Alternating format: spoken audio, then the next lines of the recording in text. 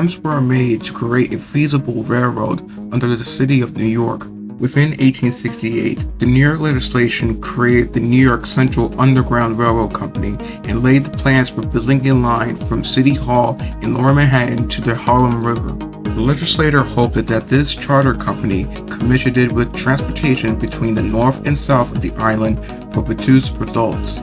But of course, since no connection between City Hall and Harlem was built until after the signing of the Rapid Transit Act in 1894, nor any mention of this charter company exists besides wiki sites such as Wikipedia and New York Subway org, it failed. The legislator tried again in 1872, this time with the likes of Cornelius Vanderbilt, who owned many railroads at the time, to build a line from Lower Manhattan to Grand Central Depot with connections to the New York Central Railroad and New York and Harlem Railroad.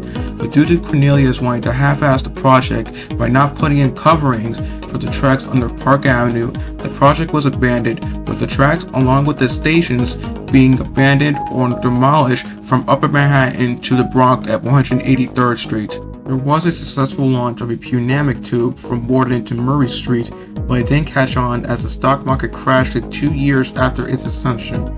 This is what happens when you try to bet all your hopes on someone who only utilizes his resources for the sake of his own pockets. For the next 2 decades, experiments in underground technology were tested. Still, they were not fully realized until after the blizzard hit the city that plans were underway to bring the subway into reality.